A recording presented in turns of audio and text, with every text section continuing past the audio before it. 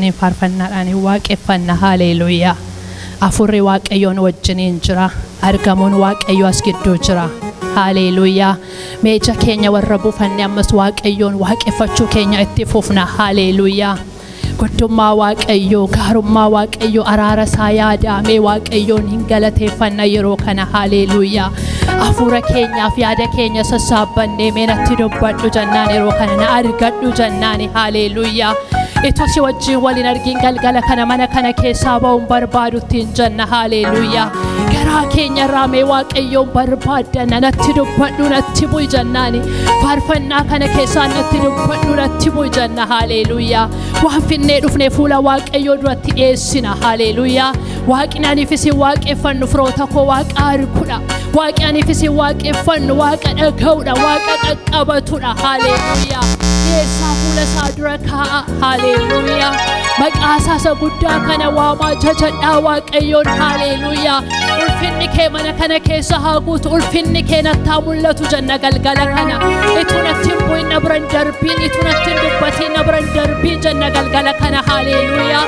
Amantiidhaan hin waammanna waaqa kana. Haleluuyaa. Waaqa isa gaarii ta'e kana. Dhuguma waaqayyo gaariidha firoota koo. Waan dhageenyuuf miti waaqayyo gaariidha. Haleluuyaa. Haalota gararraa gaariidha. Wantoota gararraa gaariidha. Haleluuyaa. Galgala kana waaqayyoon hin jajanna. Gaarummaa isaa, araaraaf jaalala isaa yaadachaa. Haleluuyaa. Haleluuyaa. Waaqa waaqeffatamuun ta'uuf, waaqa ulfinni ta'uuf, waaqa saganni ta'uuf, waaqa kabajni ta'uuf. Haleluuyaa.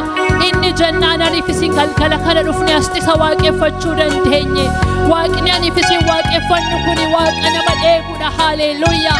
Waaqa isa lolaa ta'e, waaqa isa mo'ataa ta'e. Haleluuyaa. Isa nuun lolu lole asiin nu ka'e. Isa danqaraa nu dura kaa'u duraa kaase asiin nu ka'e. Haleluuyaa. Amantiidhaan galgala kana mee waaqayyoon wajjin wal argina. Haleluuyaa. Natti dubbadhu natti bu'i jennaani. Waaqa kana duukaa wal argina firoota koo. Haleluuyaa. Haleluuyaa. Haleluuyaa. Haleluuyaa. Afuura qulqulluu afeerra ofirratti. Afuura qulqulluu afeerra ofirratti. Haleluuyaa. Akka nuni waaqeffannu sanu gargaaru. Afuura si waaqeffatu naaf kenni jennaani. Haleluuyaa. Afuura si waaqeffatu. Afuura maqaa kee jajatu. Haleluuyaa. Afuura kee naaf kenni jenna galgala kana. Haleluuyaa. Haleluuyaa. Haleluuyaa. Yesus. Yesus. Yesus. Borofni burqaa bishaan akka dheebottu lubbuun koo si dheebotti jenna. Dhugumaan lubbuun keenya isa dheebochaa jira laata galgala kana. Dhugumaan lubbuun keenya garaan keenya keessi keenya isa dheebochaa jira laata galgala kana. Haleluuyaa. Warri isa dheebotani, warri isa barbaaddatani, warri amantiidhaan isa eeggatani. Haleluuyaa. Waaqa kana wajjiniin yerootti wal arginu nuuf haa ta'u yeroo kana. Haleluuyaa. Haleluuyaa. Nu waaqeffanna waaqayyoon walii wajjiniin.